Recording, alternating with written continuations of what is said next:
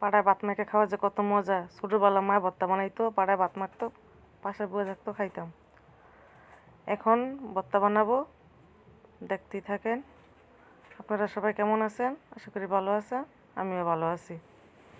এখন এই যে ভর্তা বানাবো, কালিজিরা ভর্তা, চাপা শুটকির ভর্তা, চেলা শুটকির ভর্তা, লাউ শাকের ভর্তা, চিংড়ি মাছের ভর্তা, দেখতে থাকেন। এখন বাজ্যে নেব কালিজিরাটা। কালিজিরাটা ভাজা হয়ে গেছে, এখন নামা ফেলবো। এখন ভাজবো মরিচ, পেঁয়াজ এটি দিয়ে দেবো। এখন দিয়ে সব একটা ভাজা নেব, সব কটা ভর্তার জন্য একসাথে।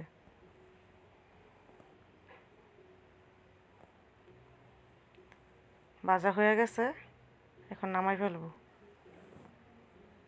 এখন দিয়ে দিলাম চেলা শুটকি। আগে তেল দিয়ে দিছি, তেল দিয়ে চেলা শুটকিটা ভাজা নিতেছি।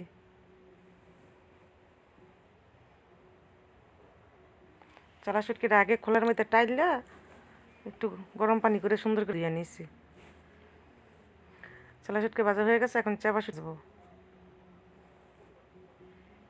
এটা আমাদের দেশের ভাষা হিদল বলে, আর ঢাকার ভাষায় চাপা শুটকি বলে।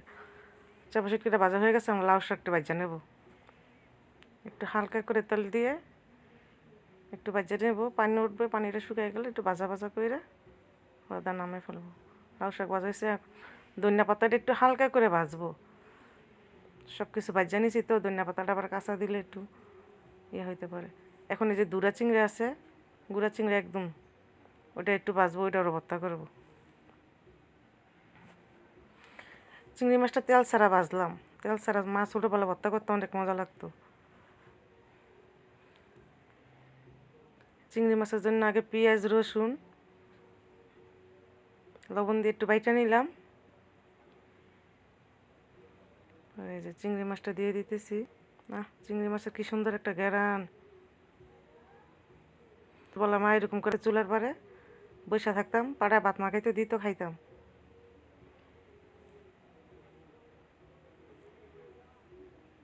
দিয়ে দিলাম ধনিয়া পাতা আর একটু কাঁচা পেঁয়াজ।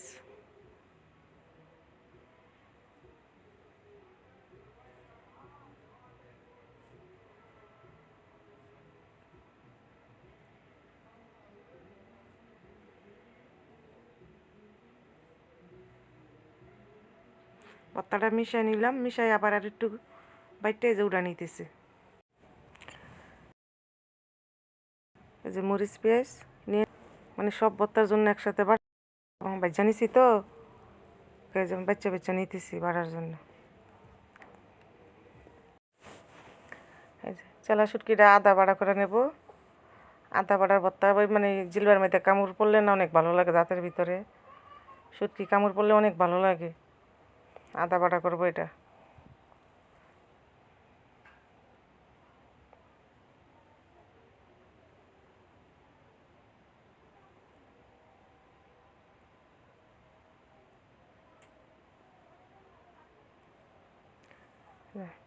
আদা বাটা করে নিছি, আমি ধনিয়া পাতা দিয়ে দিলাম, একটু কাঁচা পেঁয়াজ দিয়ে দিলাম সাথে।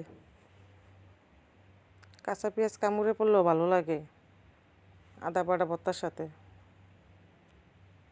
এখন ভর্তাটা এখন মিশাবো।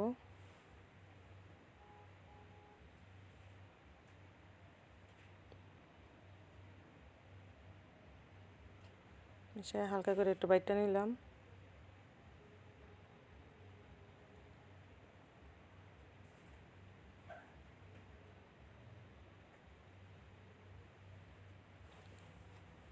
এই যে এখন বানাবো চাপা শুটকির ভর্তা।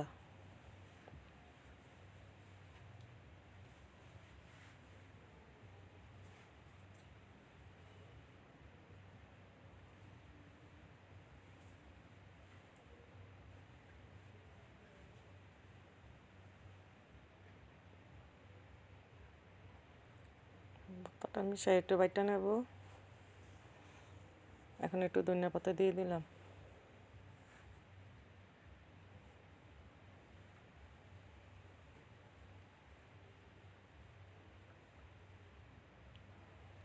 এখন লাউ শাকের ভর্তাটা বানিয়ে নেব।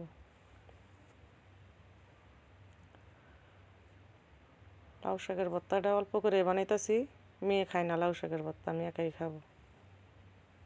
এখন কালি জিরাটা শুকনো আগে পাটার মধ্যে বাইটটা নিতেছি গুঁড়া করে, পেঁয়াজ মরিচ দিয়ে দিলে পুরোটা বাটা যাবে না। ভর্তা বানানো শেষ। কালি জিরা ভর্তা, চেলা শুটকির ভর্তা, লাউ শাকের ভর্তা, চিংড়ি মাছের ভর্তা, চাপা শুটকির ভর্তা।